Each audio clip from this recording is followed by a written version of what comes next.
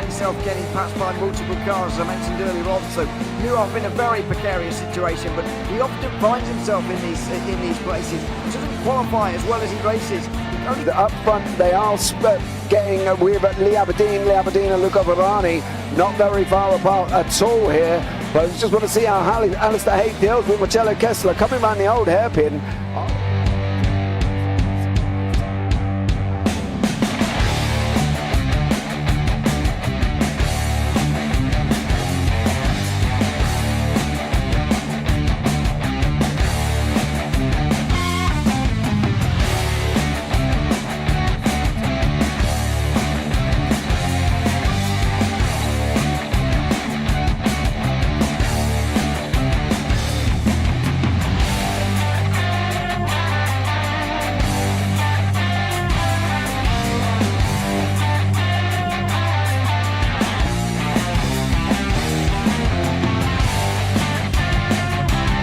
I would say it's not the best decision they've ever made, just not having done that under the safety car, really.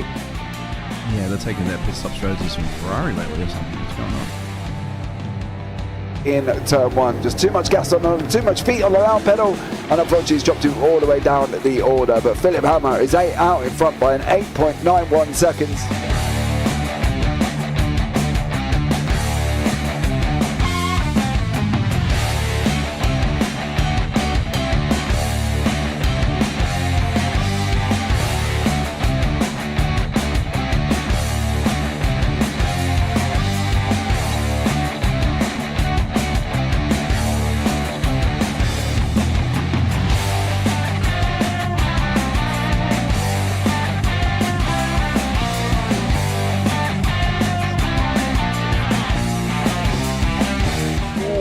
Dan Michael is a wall there, sir.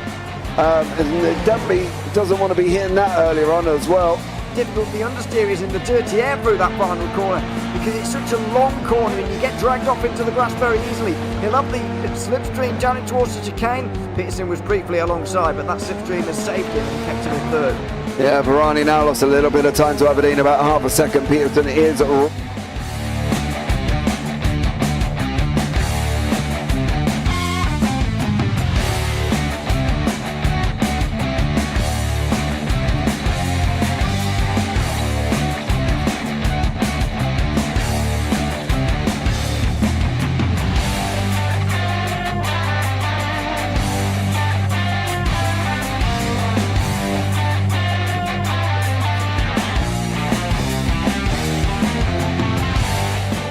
Pike's pushed Morton forward up ahead.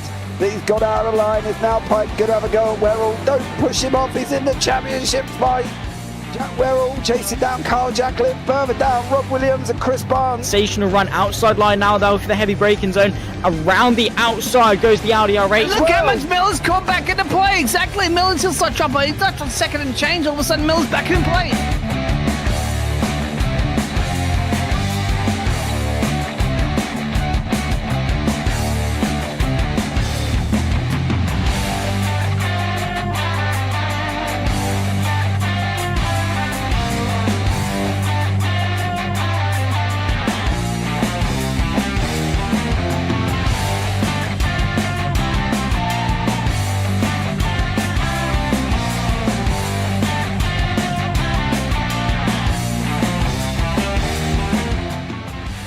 On to the back end of Phil Jocelyn. So there's been a lot of movers and shakers in this first 2 laps here for race. Absolutely serious racing league. Everybody's allowed to have fun. Yeah, it's all about the entertainment. So I hope everybody is enjoying themselves out there in the chat. We know that Ron is been enjoying himself watching. The Burger King machines off into the grass a little bit there as they're really bunching up now.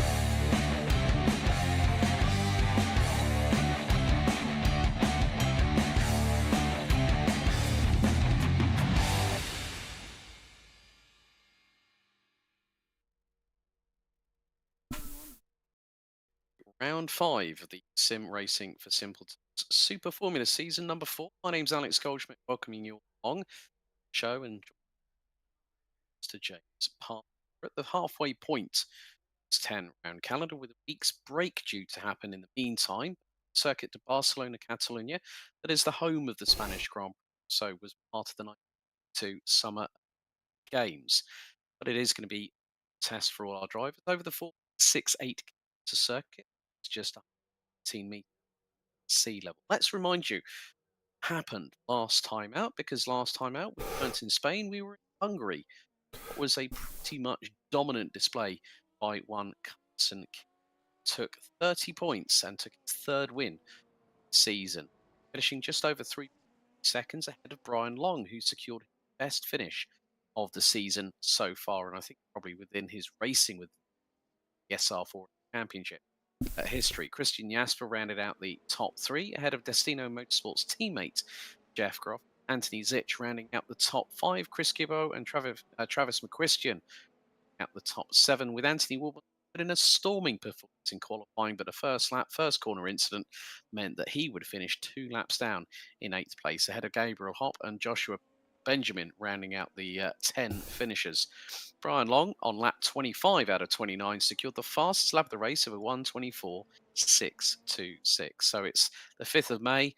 And we're in Spain for what is going to be an interesting race. We've got a full 10-minute qualifying session, which is now getting underway. But here are the championship standings. Carson Keane is just 14 points ahead of Christian Jasper, who pips ahead of his teammate, Jeff Groff, by just 1 single solitary point. Brian Long is 4th in the standings, with Anthony Zitch and Gabriel Hopp rounding out the top 5, and the latter 2 equal on 68 points apiece. Just 1 ahead of Anthony Wilburn, who rounds out the top 7. Christopher Sears in 8th, Joshua Benjamin and Indica Scarlett rounding out the top 10. Aaron Morgan, Marty Rogers, Chris Gibbo, Travis McChristian, Tom Zhang, Don Runkle Jr., Alexander Rivera, and James Cunningham rounding out the top 17, with Seth MacFarlane 19th on 15 points. But qualifying is underway. James Parfitt, welcome back into the fold, mate, and second time we've been working together within the last 24 hours. How are you doing, buddy? I'm not bad at all, mate, to be honest. I've just, a few hours back, come off Catalonia with the Super Formula Light series. The little brother to these ones, of course. They've been doing a lap time about 9 seconds slower than these guys. They are doing the same amount of laps, so they're doing 30 laps, so it should be quite interesting to see how these guys get on. Obviously, these have got the push to pass, so, you know, if they can use it, they're going to use it down from turn 13 coming into turn 1. Of course, we haven't got any Yankee chicane at the end of this, out at the end of turn 12. It is a straight run from turn 11 all the way through, as we're on the historic layout. So I think it should be a good one. I'm looking forward to this. I think the cars are going to be nice and close. They're going to be fighting. We're going to see how Brian Long gets on and whether or not he can reproduce his epic action form that he had last week. However, he probably was on the push to pass pretty much most of the race, to be fair. How he managed to get it as far as he did, I do not know, but he did a great job. So fair play to Brian Long, and an amazing job by him. But yeah, everybody should be it should be nice and good. I'm looking forward to this. Gabriel Hope with his purple sectors on the board at the moment. Let's see how he gets on. Yeah, he's coming through New Holland, the final corner at this 4.68 kilometre circuit, as he comes across the stripe and goes top 1:22.086. Joshua Benjamin at one point was purple in sector 2. Christopher Sears goes purple in sector 1. He's currently rounding out the top 5 as Jeff Groff now jumps into second place on a 22.365. Then it's Benjamin. Well, it was until Anthony Wilburn decided to go in with a 1:22.572. We can get an understanding of what this lap is going to look like. We are going to go on board with one of the drivers during this quick fire 10-minute qualifying session, as Gabriel Hopp is currently leading the way. There's Indica Scarlett making her way around the circuit, currently P9 on a 1:23.412. And again, this track here, James, just has a lot of elevation changes, but also a lot of technicality, especially when you get through turn 3 at Renault, and then it really sort of becomes, you know, getting that momentum through the corners and rotating the cars correctly. Yeah, I think this is very difficult. You see, going down into turn 1, he's got to look up the inside. You know, we're not too far off the paces of the W13, so these guys have really got to nail this and rely on that mechanical, that downforce grip that they have got, and making sure that they do a great job with it. Unfortunately for him, he's just gone into the pits. But we can jump on board with Jeff Groff there and see a lap that he will do here. And he just decides to pull to the right-hand side of the start-finish line after just putting on provisional pole with a 1:21.516. Gabriel Hopper 1:21.859. Anthony Wilborn has also dipped underneath the 1 minute 22 second barrier with a 1:21.974. Christian Jasper, who at one point was leading the session. Brian Long, let's see what he decides to do. He's also going to do the same trick as Jeff Groff just a minute ago. Oh, we'll try and they're all bowing out, and Brian Long's just gone second, 1:21.728. Of course, no Carson Keane here this week. He did say that he'd try and be with us as many times as he could over the course of the season, but he may be otherwise engaged. We're on board with Christian Jasper, who currently is running P5 at the moment. He's making his way through into Bank Sabadell before the next right-hander as they go downhill through Europe Car. There's a lot of elevation changes, but you also get a good run and a good amount of purchase as Christian Jasper avoids the sausage curb on the left-hand side of the final corner and will come across the line at about 160 plus miles an hour. He's weaving from side to side, so let's stay on board with him and hopefully he can take us around this full 4.68 kilometre layout, weaving from side to side into turn number 1 here at Elf, dropping down to third gear, 80-90 miles an hour, then through in towards Renault at turn 3, and then it's a short shoot up to the next corner here at Repsol. So 165, 168 miles an hour, down from 6th to third gear, turning it in at about 85 miles an hour, through into Sayat here at turn 5. And again, just a little bit of downward elevation to deal with. Then it's through this upwards right-hand kink into the next corner here at Wörth. And then it's uphill again, up towards Campsa. Got to avoid the sausage curves around here at the Circuit de Barcelona Catalunya. Through Campsa, now into La Casa. Coming up very, very shortly and building the speed once again, over 165 miles an hour. Make that 175 before going onto the anchors. Then up the hill in towards Bank Sabadell. And at the minute, Christian Jasper has not improved on both sectors, but this is a good indication of giving you folks at home an understanding of the lap. Through Europe Car, the penultimate right-hander, a lot of curb taken by Christian Jasper as he comes out of New Holland, and that is a flying lap of the Circuit de Barcelona Catalunya, and Christian Jasper still remains in 5th place. Jeff Groff, in the meantime, though, James, has put it back a little bit further ahead of Brian Long, so it looks like Groff and Long are going to be rounding out the the front row as we are coming to towards the final couple of minutes in qualifying. Yeah, we are. We're just coming towards the end now, and these guys doing a great job as always, putting it on the pole position. Jeff Groff there with Gabriel Hope as well, and Brian Long in third, Anthony Wilborn, Christian Jasper, Joshua Benjamin. So some nice little interesting battles I think we're going to have throughout this, and I'm really looking forward to it. You can see the gap's literally a second between first and ninth, give or take, with Indicator, just on that cusp there of getting that second marker. So we'll see how it gets on, and hopefully these guys should do a great job, and I'll be interested to see how Anthony Wilborn gets on as well. So I'm looking forward to seeing how he gets on here, sitting in 4th at the moment. Yeah, equaling at the minute his best effort, obviously, at the Hungaroring last week. He actually placed at P4, went for a move on Gabriel. Him and Gabriel Hop came into contact, and then all of a sudden we saw Anthony's car have have less than 4 wheels on its wagon. It had more like 2, and the other 2 were flapping about in the breeze. He comes out of the final corner.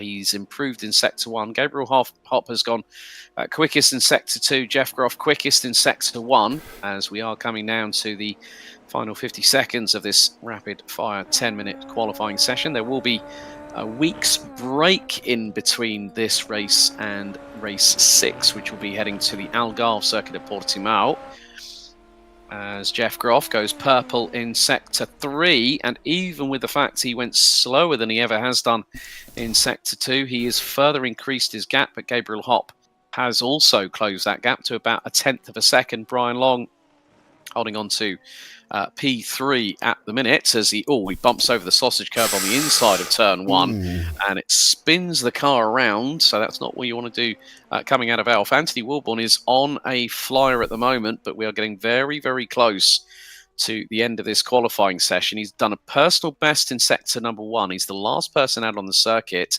and the session now comes to a close. There's the checkered flag out, and that concludes the session. Anthony Wilborn denied by about a tenth and a half by Christian Jasper in the number 444 Destino Motorsports car, but we have a grid for this 5th round out of 10 for the Sim Racing for Simpletons Super Formula League Round 5 for Season 4. There is the circuit through the helicam shot, and also the circuit's flags flapping about in the breeze. It's 66 degrees air temperature, close to 74 degrees Fahrenheit out on track. It's cloudy. There's a 14-mile-an-hour wind, and the cloud cover looks to be a little more dense than we would normally see at this particular circuit here, James, because a lot of the times when there's racing at Barcelona, there's a lot of sunshine and a lot of warmth that normally radiates in the air and also on the track surface. Yeah, we're looking a little bit overcast at the moment. It reminds me sort of as if it's just going to get ready to tip down on your head.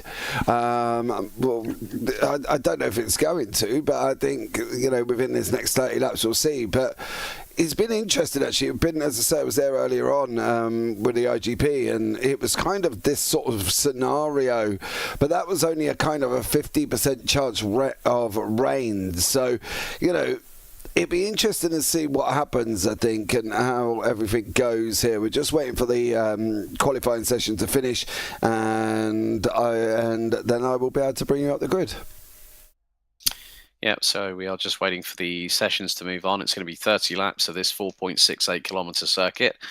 And of course, we are going to have a potential of another race winner this season. Obviously, with no Carson Keane, he's won 3 of the previous 4 rounds. I think, if I remember correctly, Jeff Groff has also won a race as well. So there is every opportunity that you maybe see Gabriel Hopp if there's no incident on the first lap. Maybe even Anthony Wilborn could get into the top 3. Anything is possible. But here is your starting grid for round 5 here at Barcelona. Jeff Groff will start from pole position. Alongside him on the front row will be Gabriel Hopp. Brian Long and Christian Jasper will be on row number 2. Row 3, it's Anthony Wilborn and Joshua Benjamin.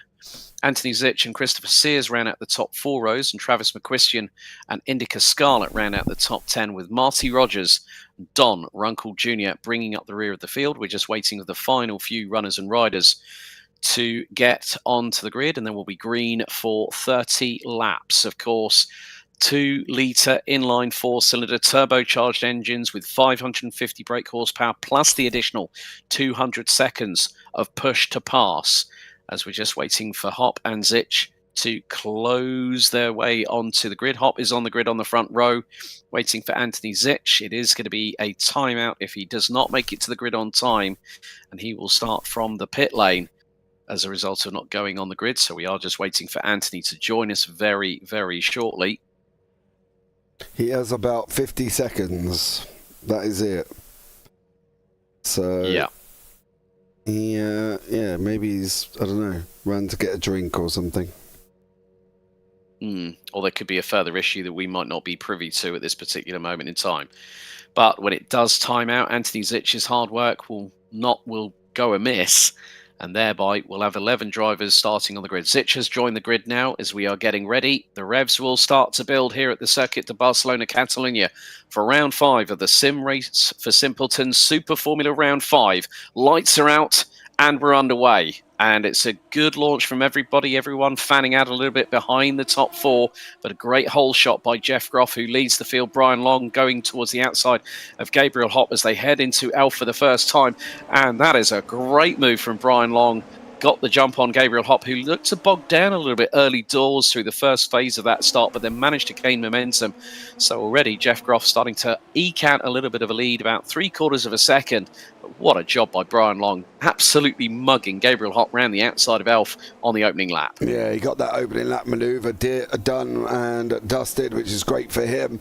And now we're going to see if he's going to be able to close down on Jeff Groff. Of course, he did a stellar job last time out, mate. It was incredible to watch of Brian Long, and I'm sure he will do an absolutely awesome job again as they're coming into turn 9. The fast right-hander, not really much of a lift for these guys. There will be a lift, but nothing major. I don't think that they would worry worry too much. It's more of a lift, point, shoot kind of scenario. But we've got a nice little tidy battle with Anthony Zitch, Indica Scarlet, Travis McQuiston, as they're going side by side through turn 8 now, coming into the right-hander, not turn 8, turn 10, coming into the right-hander of 11. So looks like McQuiston, well, they're still side by side.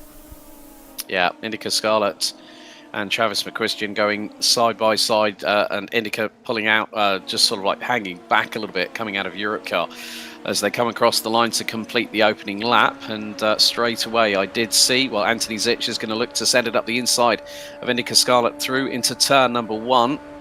And is he going to make the move stick? No, he's not. He's going to hang back a little bit here.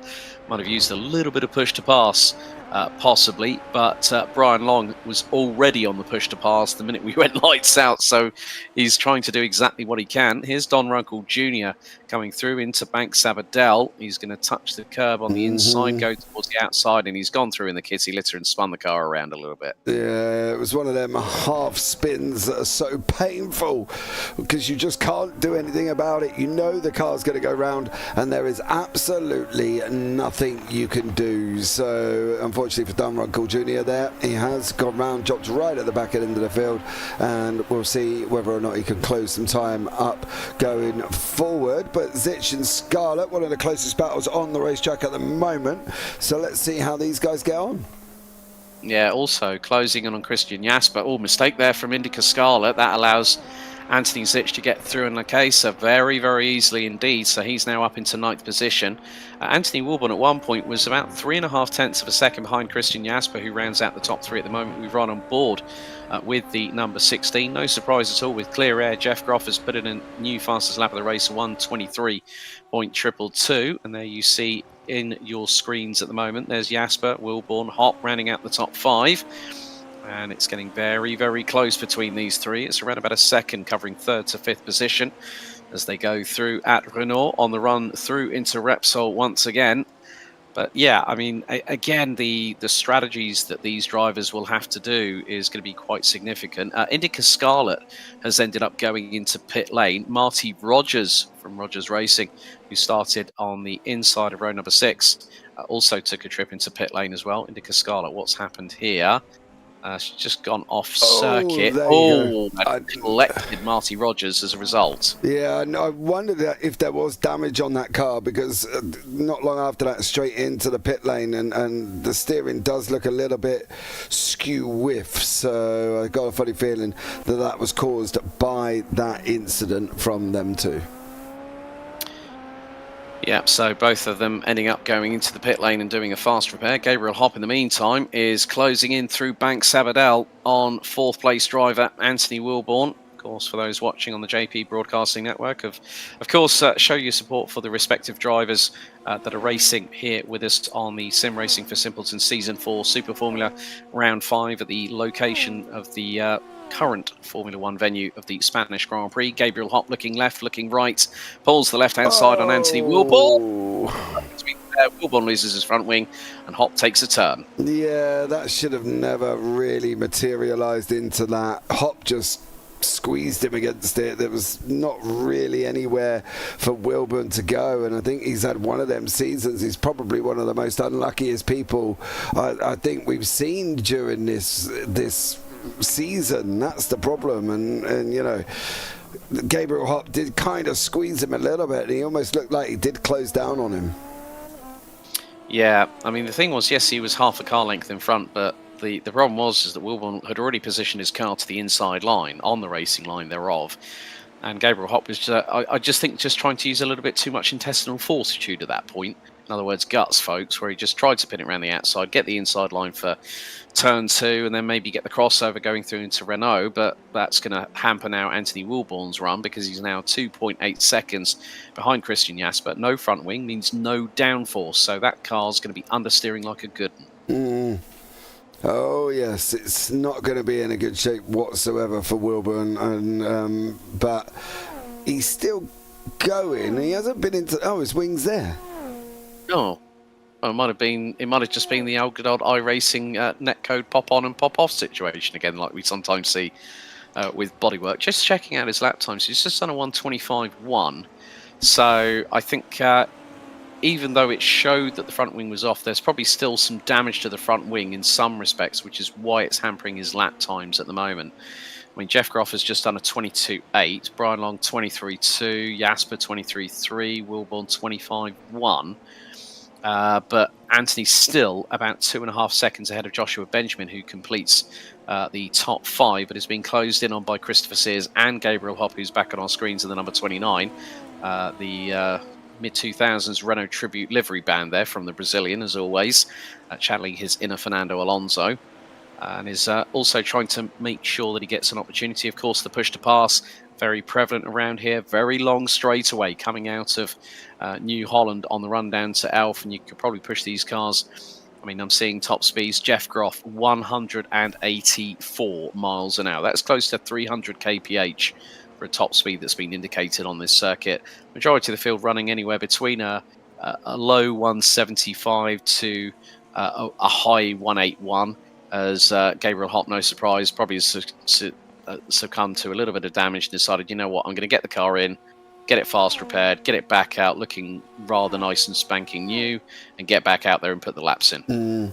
That's basically all he could do, I think. When you've had that incident early on, it's really tough to keep nursing a sick car. You might as well go in, get it over and done with, get it out the way. But it is a little bit longer than a fast repair should be. Is Gabriel, so I'm a little bit worried there's more on that than we're aware of, because that should not be over 18 seconds long, which is what we've got at the moment. So, little bit worrying, but unless, of course, he's got a penalty in the process, which could explain why he is in there for that long. Joshua Benjamin here has got Christopher Sears closing in at quite a rapid rate of knots. Yeah, and the gap between them is just under 7.5 tenths of a second as they make their way into La Casa before the run up the hill through into Bank Sabadell. But Joshua Benjamin also showed good prowess before his unfortunate DNF at the Hungaroring last week. But looking pretty steady at the moment in P5. He's expanding the gap between himself and Christopher Sears to the tune of about 1.2 seconds. Christian Jasper puts in a personal best, 1:23.172. As we complete lap number 6, we're on to lap number 7 out of 30 here at the Barcelona circuit.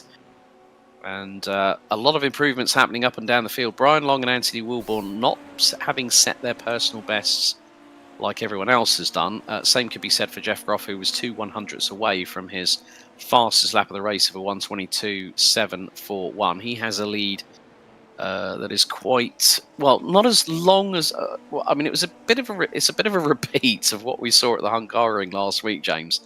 That Brian Long has been very enthusiastic on the push to pass button, but he's actually only 2.2 seconds behind.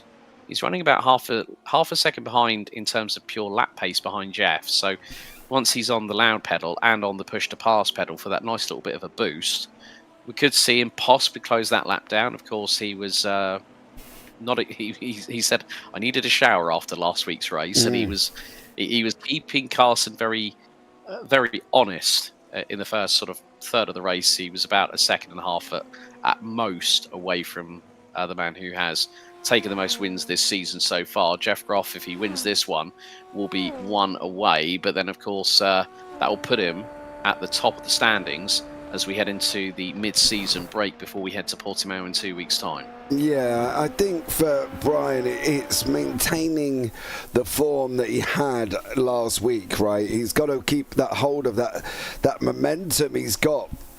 And, you know, he's staying ahead of Christian Jasper, which is not an easy feat to do, and he's extending the gap. Yes, that gap is coming down a little bit to the car in front, which is great for him, but I think he's just got to try and now, you know, do it bit by bit. You can see over lap 7 he was like 100th quicker, which is generally nothing, but you can see 3, 4, 5 and 6 Groff had it all. You know, he had like 1.3 seconds there. So now for Long, he's got to kind of reverse that for the next 4 laps to try and make sure he can pull the gaps out on him and get some time back on him, because he's going to need to if he's going to have this battle.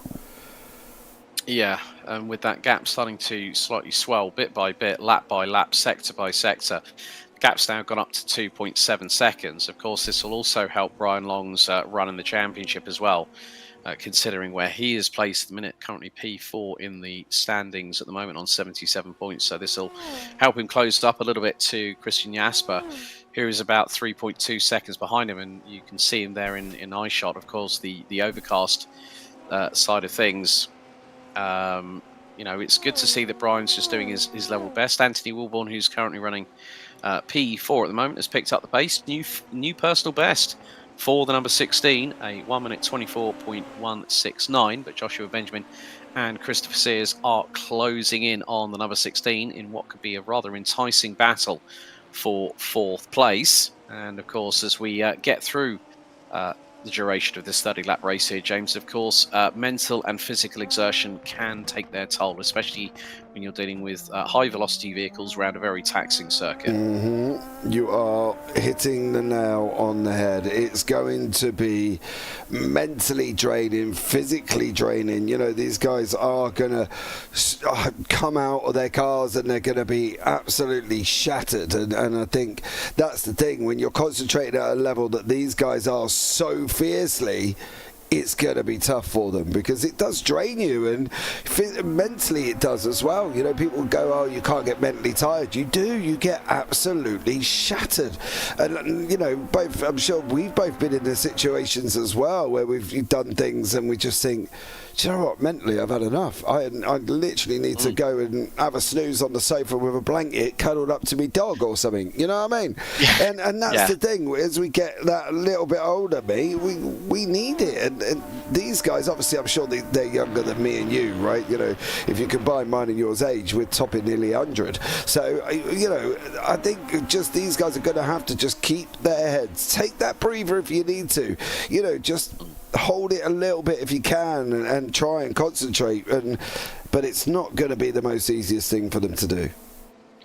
Yeah, it's like when I've done like 20 plus races and qualifying in one day during my karting exploits. You know, the first thing I want to do is have dinner with the team and just go, right, I'm heading to bed, I'll see you guys in the morning. That's the first thing I want to do. Right, dramas for Gabriel Hopp, as he is out as of lap number 5. The car was in the pit on his marks for nearly 1 minute and 50 seconds. So Gabriel Hopp's opportunity for getting a little bit further up the order seems to have gone by the wayside, and that could mean a few drivers might be able to catch and pass him in terms of the championship positioning, such as Anthony Wilborn, Christopher Sears, Joshua Benjamin, who we are seeing as the closest battle on our screen so far, covered by about 1.2 seconds. As Christopher Sears fires it through New Holland at the final corner of this 4.68 kilometre circuit. Push to pass being used by Anthony Wilborn, with the green LEDs around the top of the airbox starting to flash away as they head into Elf once again here on lap 11 out of 30.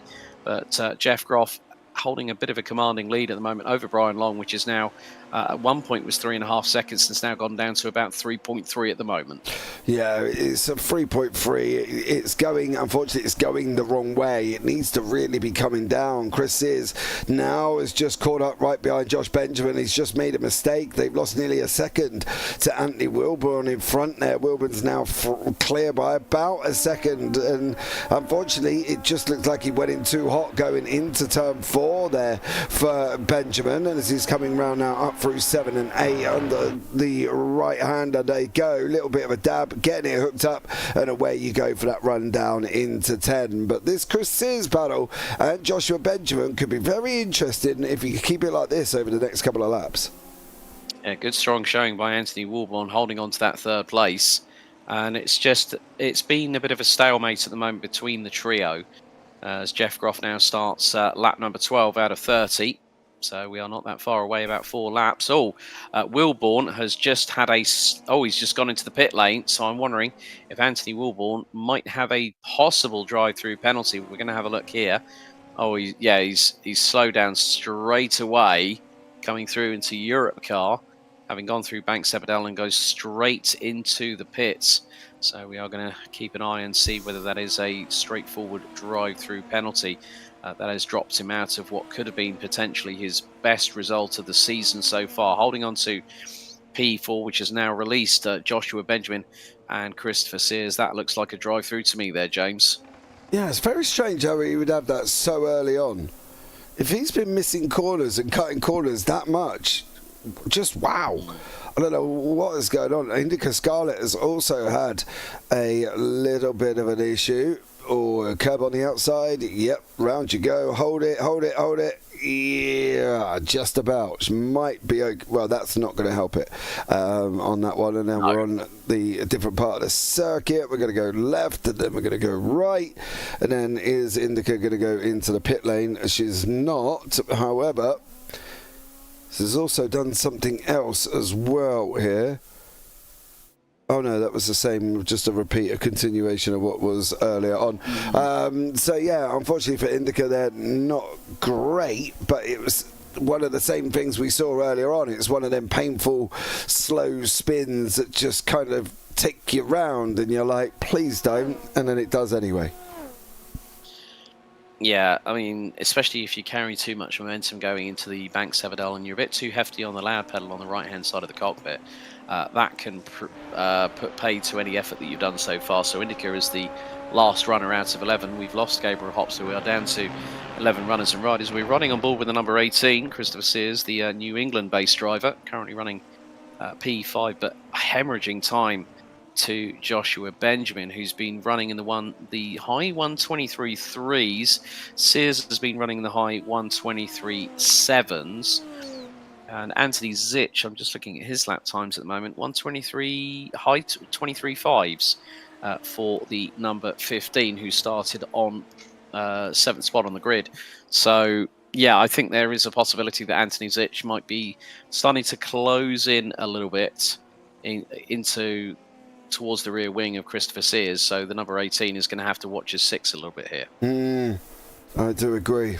I do agree with you. I think as more and more time goes on, by the time people are getting more and more fatigued and tired, we've already seen a few mistakes. We're coming into that halfway point of the race as well. The leader is on the way round into Repsol in turn 4, so they're fairly spread out all across the circuit. You can see it's almost coming around to lap Indica Scarlet here, so Indica even needs to get a little bit of a hurry on, or she's going to be a lap down by the end, at least a lap down by the end of this race, as we're coming up to that midway halfway point here. Yeah, we're on lap 14 out of 30, and the way that Jeff Groff is just literally clocking up the laps, it's like a Sunday afternoon in the cloudy Spanish countryside here at the Barcelona circuit for round 5.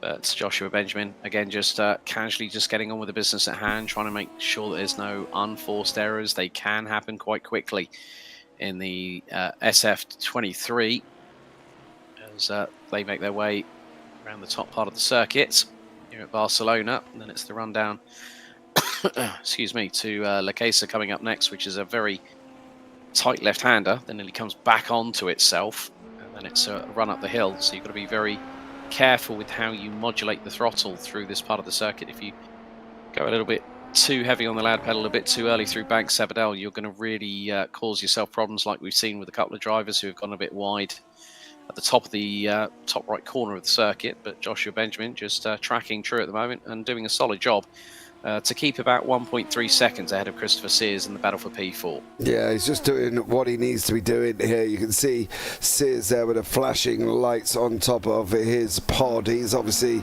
using the push to pass. I think it really could be best to maybe try and close the gap up organically before, because then at least when you get there, if you do get there, you've got a lot more push to pass to still use, right? And that's the thing, you've got to make sure that you can get there, use the push to pass to get through, because otherwise by the time you get there, Alex, it could be gone, you know, and you're not going to have it. And that's the thing, you need to make sure that you've got to have enough to make the overtake. Now, one of the things is as well that I am surprised about, it was considering how close quali was, we are fairly spread out for 30 laps through these first 15. You know, there's nobody really close to anybody at the moment. With Chris Sears, well, Benjamin Sears and Zitch are probably the closest match cars on the track at the moment. Yeah, there's about 2.7 seconds covering that 3 at the moment. But yeah, I mean, looking at it from my perspective, if I wanted to deploy the push to pass, it'd be coming out of the final corner at New Holland. So once you've got it in a straight line, then you start deploying it. But then also going through Kamsa and then the run down to Lakesa, that's another great opportunity where it is a straight line. Yes, it might be a little bit of a downhill elevation change, but that will help your momentum no end. But in the meantime, Anthony Zitch has just done a 1:23.4. Christopher Sears is hemorrhaging time at the moment in 5th place. And now the gap between 5th and 6th is closing at a big old rate of knots. Anthony Zitch has now got that gap down to its lowest that it's been for quite a time now. At one point it was 3 seconds. It's now under 8/10. So Christopher Sears has got to basically keep his best foot forward, not make any unforced errors. He'll know that Anthony Zitch is not far behind him.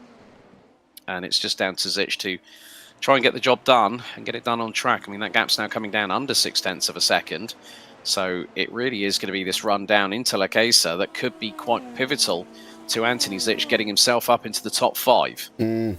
He's got to be looking at trying to make that move. He's worked so hard to try and close the gap down, has Anthony Zitch. You can see him on Sears. He's literally taking chunks out of him over the last 5 laps, totaling really about, what's that, 1.1...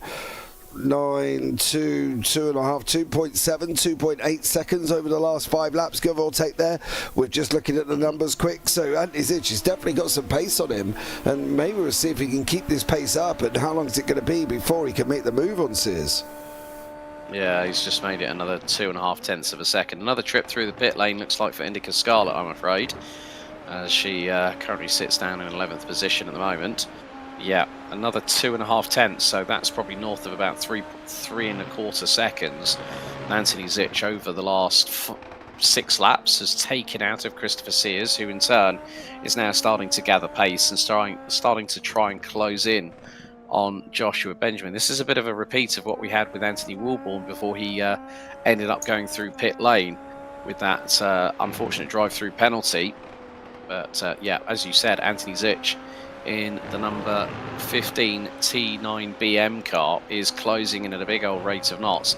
Looking at his push to pass, he hasn't used as much as Christopher Sears.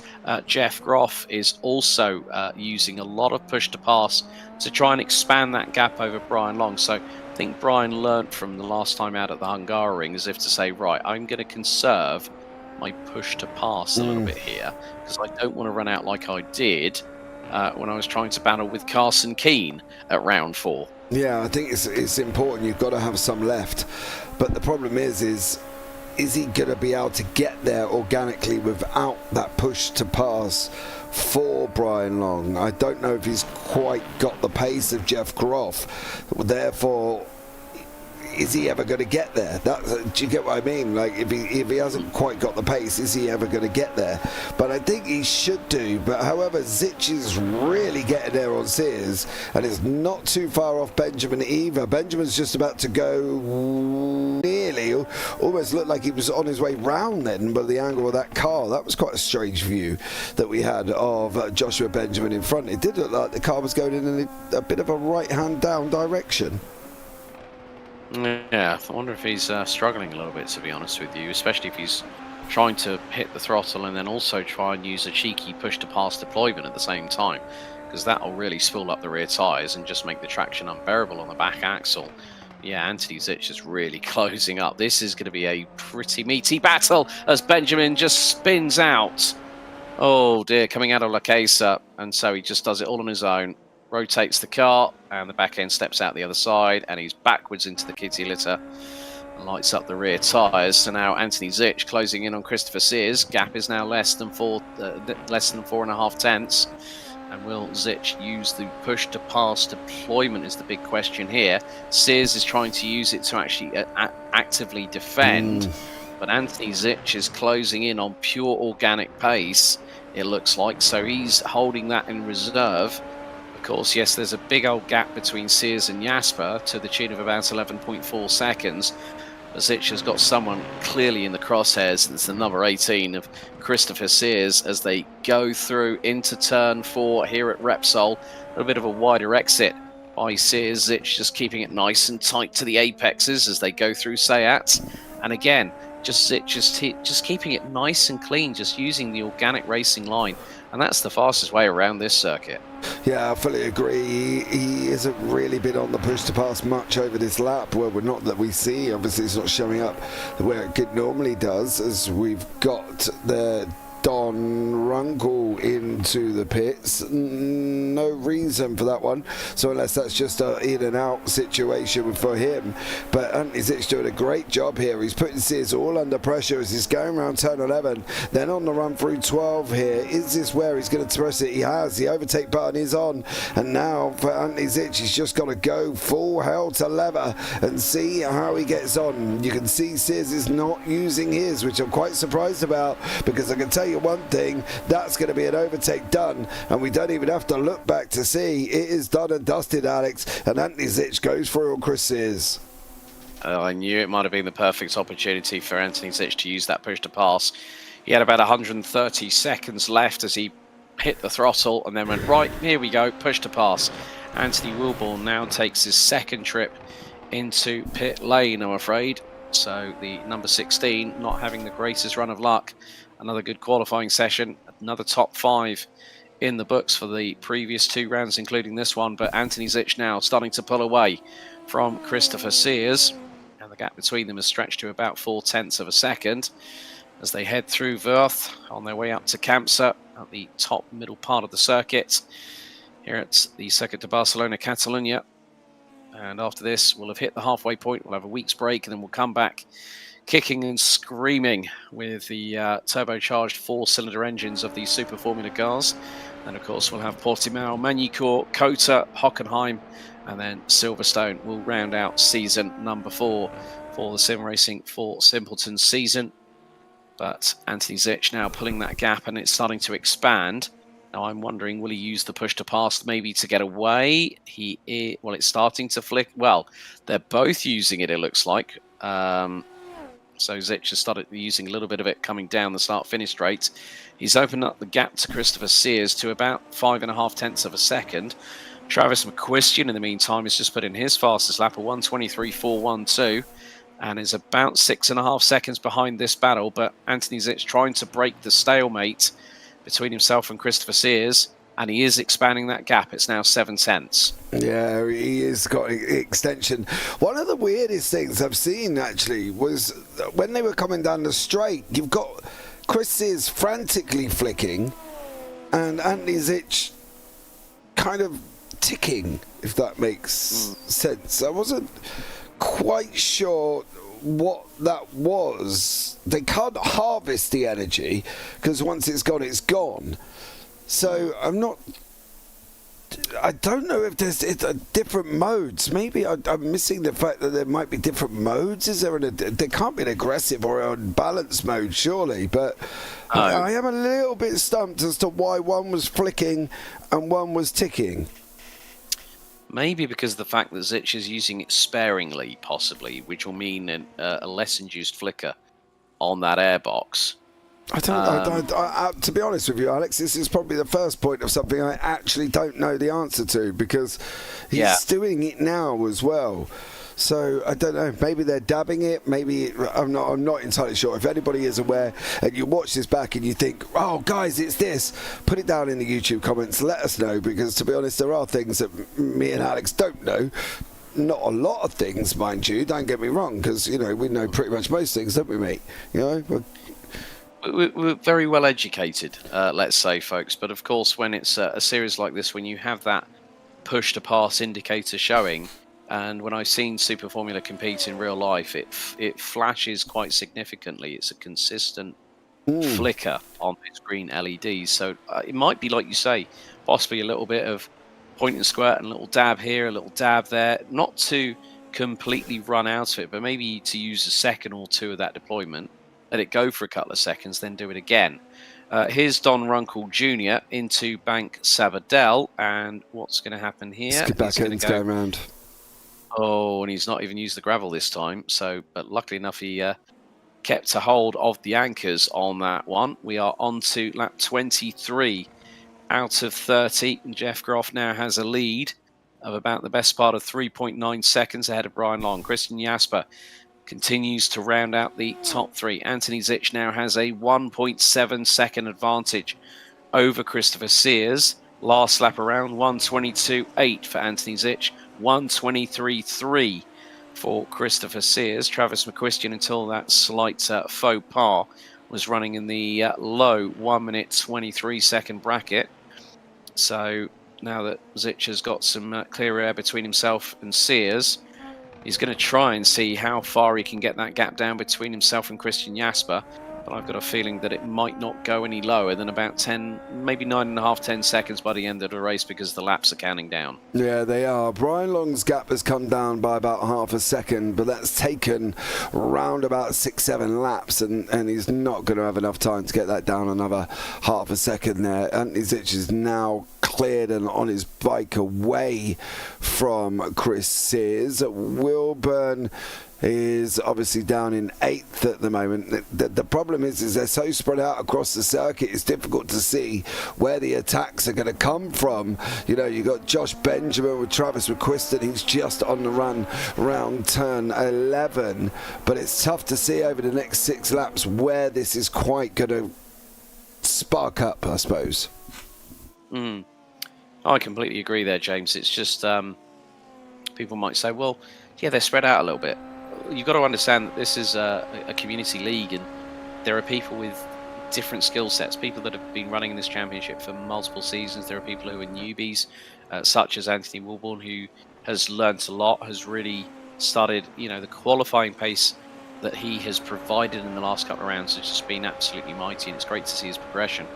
The racecraft, however, is still in development, so that's why you might see the odd mistake here or there, as we still see Joshua Benjamin on our screens, who's 25.5 seconds up the road from Anthony Wilborn, who is going to more than likely finish in 8th place, because Marty Rogers, who had that slight tangle because of the off-track due to Indica Scarlet, meaning a trip for them both to go into the pit lane early doors in this race, is, Benjamin and Wilborn are now 29.7 seconds apart. Marty Rogers is 20 seconds behind Wilborn, and then a further 36.5 seconds back we go to Indica Scarlet, because Don Runkle Jr., unfortunately, after a mistake, is all the way down back in 11th position. But there is our race leader, and, well, when we don't talk about our race leader that much, he's been doing a pretty bona fide job at the front end of the field. Yeah, he has. He just got away and he's bolted. That's it. It's see you later. Take care. Adios. I'll see you next week. That's pretty much, or in 2 weeks, I should say.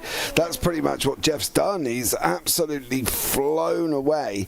1:22.909 for Josh. He just sets his fastest lap. Indica does hers on a 1:23.718 there. So they're quite light, but that's low fuel as well. So there is also one thing about the people entering into the pit lane. Unless they're going in to get fast repairs done, there is no reason at all that they need to be in that pit lane. They're not forced to take a pit lane. They're not forced to go down into the pit lane. So as far as I'm aware, there is no reason other than to get repairs done on that car as to why you would enter into that pit lane. Yeah, very much the case, as Jeff Groff will now complete lap 25. 5 to go, including this one, and another new fastest lap, 1:22.22 for Brian Long in second place. He'll be equaling his best effort in his tenure as a driver, but also the main man behind this league, and does a lot of hard work behind the scenes. Oh, right, dramas for Anthony Wilborn, who was running P8, and that might be the fact that the number 16 might be out of the competition for this 5th round. And after this, we'll have hit the halfway point officially of this 4th season of the Sim Racing for Simpleton Super Formula League. Jeff Groff still keeping that 3.3 second advantage. Brian Long running to within about a 10th of him. The gap's now coming down in peaks and troughs. It's still like pendulum swings. It's going from like 3.6 to 3.1. Brian's last lap was a personal best, 1:22.336. He's got a bit more of the push to pass at his dispensation to use, but with the laps counting down, Jeff Groff again making his way through out of Bank Sabadell and in the run in towards Europe car, and then down the hill he'll go in the number 25 Destino Motorsports car out of New Holland. and it's going to be another lap in the books. Will it be another fastest lap by the race leader, the number 25? Yes, it is. 1:22.160 by Jeff Groff from Destino Motorsports as he goes into Alf once again. Another lap down, 4 to go. Yeah, he's literally flying, and unless he does something physically insane, I cannot see anyone getting near him here tonight. Jeff has just been amazing in that Destino Motorsports car. I can't tell you why Wilburn is out, okay? I cannot tell you why he's out. All I know is he's out. He's been in and out of the pits for a while, so unfortunately he has maybe just succumbed to damage somehow. I'm not entirely sure, but unfortunately at the moment he is out, and that is it for Anthony Wilburn. Indica Scarlett's another one that's had a rough night. She's been in and out and off and on track. Don Runkle again. So yeah, there's a bit of a rough one for most of these people, but we're on the run round turn 11 now to start lap 28.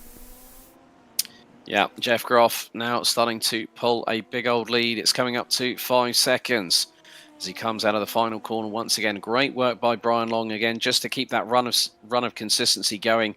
P2 last week at the Hungaroring, looking very solid for a P2 here at Barcelona to go into the mid-season break with a nice little bit of air of confidence heading into the second half of the season.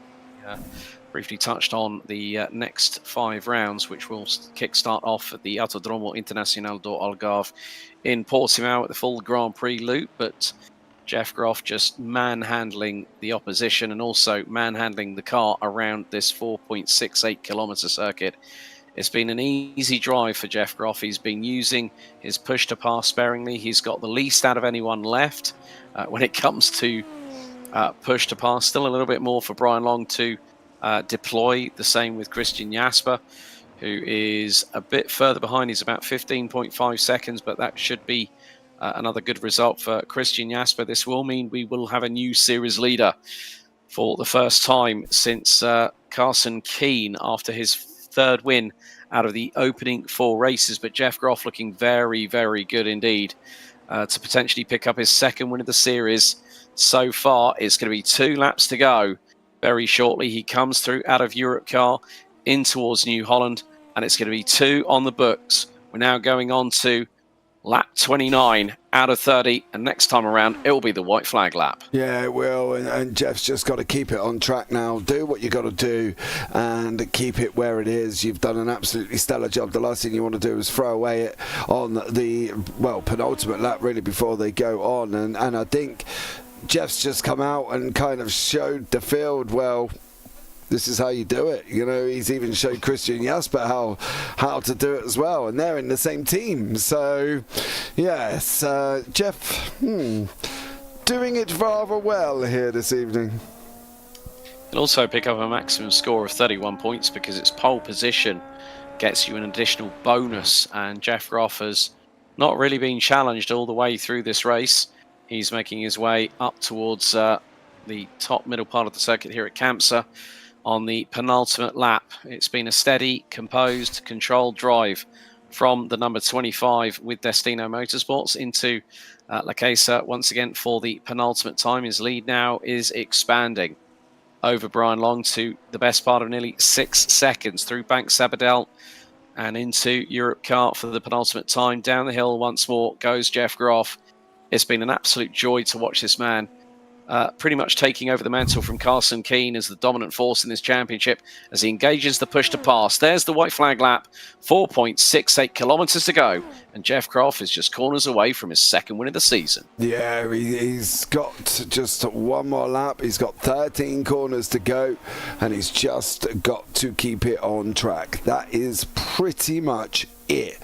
Don't do anything stupid. You've got 6.5 seconds. You can even back it off a bit if you really want to and do a 1:28, and you'd still be in front of Brian Long by just over half a second. So I think Jeff now, what can you say, dude, apart from, you know, the guy led from green right the way he's going to lead to checkered. There's nothing left to say about Jeff, is there? No, he's doing a Max Verstappen.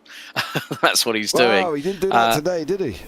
No, he didn't do that today. No, yeah, I'm not going to give any more spoilers for those that haven't watched the Miami Grand Prix.